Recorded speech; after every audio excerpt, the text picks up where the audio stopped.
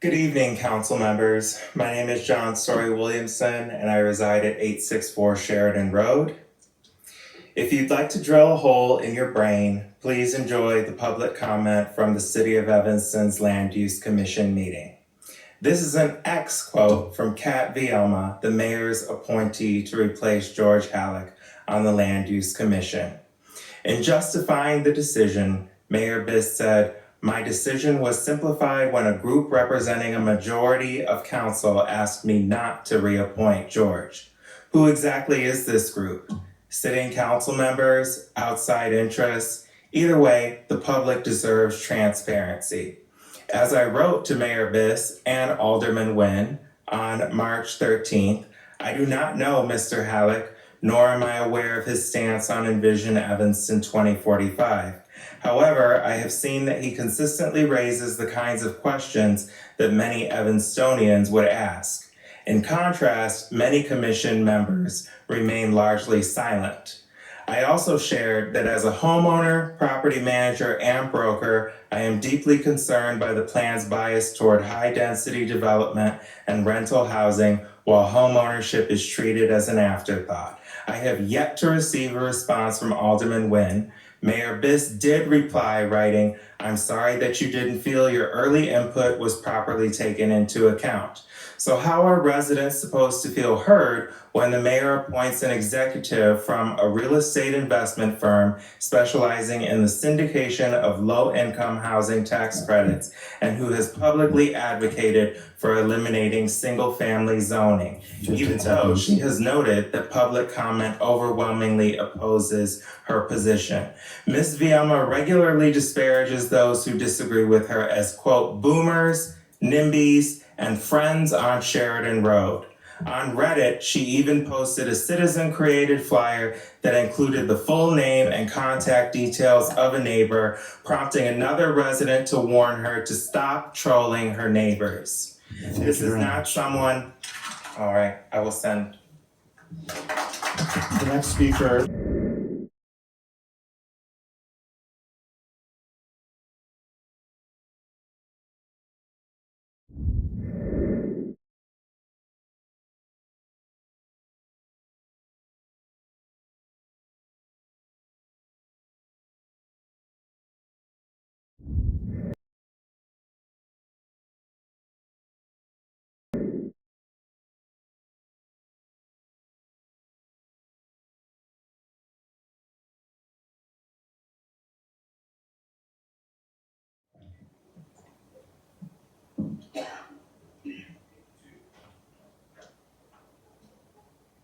Hi, I'm Paul Breslin. You've been putting up with me for quite a while, so here I am.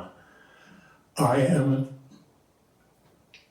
again, stunned by the manner in which George Halik was rejected for reappointment. May I ask a question of fact first? Is it true, Mayor Biss, that when you propose someone, that the council votes to affirm your choice, or is it solely your prerogative? When you propose someone for the Land Use Commission, is that the end of the story, or does the city council have to vote to affirm your choice? What is the fact about that? Please answer me. What's the truth about that? I'll pause the clock. Council members do not respond to public comment. Please continue. I see. So I'm supposed to sit here and believe that you are acting in a transparent manner when you said, well, certain people whom I'm not going to name came to me representing, whatever that means, the majority of city council, not presumably from your wording, the actual members of city council, but someone representing the majority? I don't know. This is just more of the same stuff I've been complaining about all along. It's painful because I share most of your policy goals. I too am a liberal Democrat. I'm wearing an indivisible pin. But you once said that people who argue with you are more worried about your style than your substance. But this is not a stylistic verbal. 15 This is the seconds. lifeblood of a democratic process. And I am weary of watching you cut corners and ram things through. And more people are seeing it. I ask you to take heed and reappoint George Halik. Thank you very much. As Jenny Washburn mentioned, 512 people have now signed a petition asking Mayor Biss and really council to reappoint George Halik. Over 100 new signers added their names this weekend with the stunning announcement about George Halik. That's a striking level of public interest for an obscure commission position. And on election night, Mayor Biss, you told us, those of us concerned about Envision Evanston, you said, I hear you and I respect you. Yet here we are showing overwhelming resident concern over what should be a routine reappointment, and the same criticism remains of you, a pattern of dismissing resident voices and pushing ahead with major decisions without sufficient buy-in. Oftentimes it's happened by breaking protocol, as is happening now. Today, you told the media that a group representing a majority of council members asked you not to reappoint Halik. I'm wondering how that doesn't violate the Open Meetings Act, and also the whole thing seems strange and frankly out of character for many of the council members we know. Refusing to reappoint a qualified, experienced commissioner is unprecedented and deeply undermines already shaky public trust on this. He's 6 months into reviewing the city's 20-year planning document. He understands the plan, the issues, and most importantly, has heard months of public input, which is supposed to be a key part of the process. And with HDR having been fired for poor work, input from commissioners is even more essential. Meanwhile, as has been mentioned, your proposed appointee has really disparaged people and residents on social media if they have a viewpoint different from her own, even criticizing those who speak at land use commissions. Are we now to believe she'll listen impartially and reflect input of others who disagree with her into the planning documents?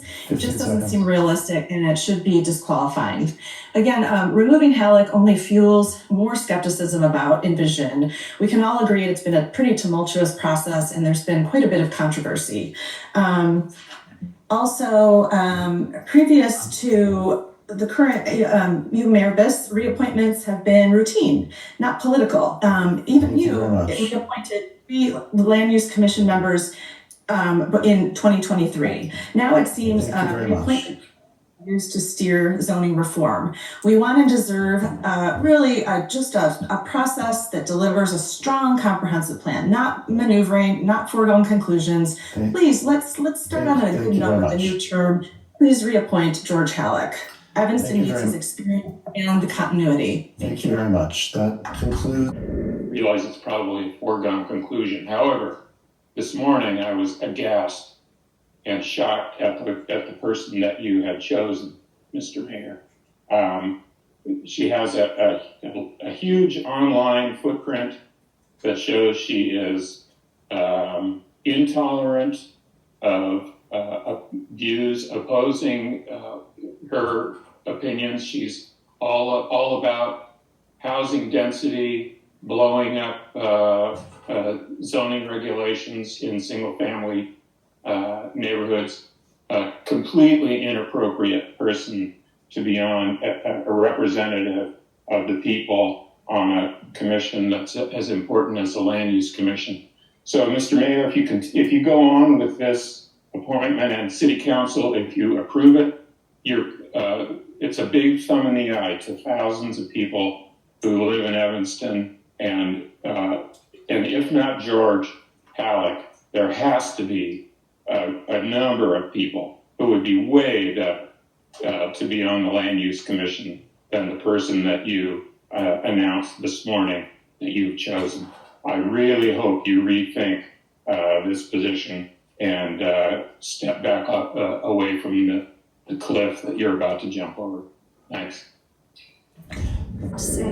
According to Evanston Now, Biss wrote Friday that the decision between keeping Halik on the board and picking a new member was simplified when a group representing a majority of council asked me not to reappoint George, effectively communicating that Halik's reappointment would fail to pass. I want to know who that group was. I want to know whose voice in that group was more important than the opinions of the over 500 residents who signed a petition supporting George's reappointment. Could that group garner 500 signatures opposing Halik's nomination? I very much respect our outgoing council members, but shouldn't the new council be weighing in on this appointment? Biss, you also made it sound like you spoke to council members about this decision when in fact you were counseled on what to do by a group that represents council members. This is a gross attempt to obfuscate. Council, did Biss seek your opinion when making this decision? Or is he speaking for you through this group he claims represents you? What kind of credible mayor pulls a qualified, experienced, and integral commissioner from his seat in the middle of this incredibly important work on the most consequential planning process in Evanston in decades? Continuity is crucial. Removing Halik now is like swapping out a juror mid-trial. It's disruptive, unnecessary, and suggests an attempt to reshape the commission to control the outcome. This looks less like governance and more like political maneuvering. Clearing out dissenting voices and replacing them with allies who will deliver results is a dangerous tactic we're seeing play out nationally. Evanston should not follow that playbook. Lastly, I would like to know who vetted Kat Vielma for this position. Apologize if I misspoke her name.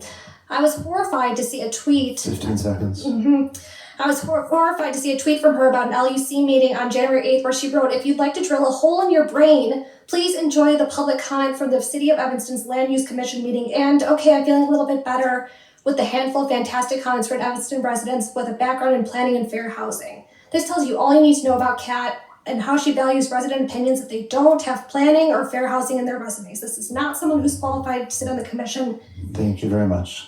All right, all I ask is that you go ahead and reappoint Halik back to the LUC without delay. Thank you very much. The next speaker is... And I want to just emphasize that what Linda Damashek just said is 100%. And I can tell you there are thousands of people out in the community right now who have the same sentiment. We want the data. We want people in the community participating and writing with this draft and not have it pushed down on top of us for us to have to do it. Mayor Biss, I find that you have an opportunity to unite the city, and yet the first thing in the first week is you're eliminating someone who on the land use committee who's so developed, who's so qualified. And this is the second time in a year you've declined to appoint a highly qualified commissioner. And both of them happened to vote no on the Ryan Field project. So it seems like, when you were supporting a vote and if people disagree with you, it's a little bit intimidating because next time around, probably even though you want to serve, you will not be appointed under you. Appointments to commissions should be based on qualifications, demonstration to public good, not on political alignment. Mr. Halik served with distinction, and I know you're not going to reconsider, but I just think that it's unfortunate that you could have united people together with this. He was the only one going back to 2021, and I went over every land commission. He was always the one who said, can we get an update? What about this question? He cared more than anything, and he is so qualified, and I just think you're doing a disservice to every resident in Evanston by taking him off the land use commission. This whole process was compromised in 2022, and I'm still looking for an answer as to who authorized staff to stop the hiring of Chaska. 15 seconds. 15 seconds, okay. Then I'll just skip right to the end and say, this business of overdeveloping and newly constructed homes are going to create housing affordability. It's just a lie. Every realtor who knows what they're doing, every developer who knows what they're doing, they'll tell you the cheapest new construction townhouse house anywhere in Evanston, $700. They'll still have houses that are $375,000 that will be bought. And thank you very much. Okay. The next speaker is... Good evening, Linda Damashek. I'm here to let council members know about the serious concerns that I have regarding the process of the Land Use Commission and the drafting of the comprehensive plan. 2 reminders. 1, basic government point. Evanston's legal structure is designed for a strong city manager and a weak mayor, and that's for good government. Number 2, Land Use Commission process point. The Land Use Commission Chair, Jean Lindwall, with professional experience in drafting comprehensive plans, explained to the commission that drafting the comprehensive plan is a bottom-up process of residents to identify a community consensus for the community's future. Unfortunately, Evanston already has experienced some major flaws to achieving this proper process.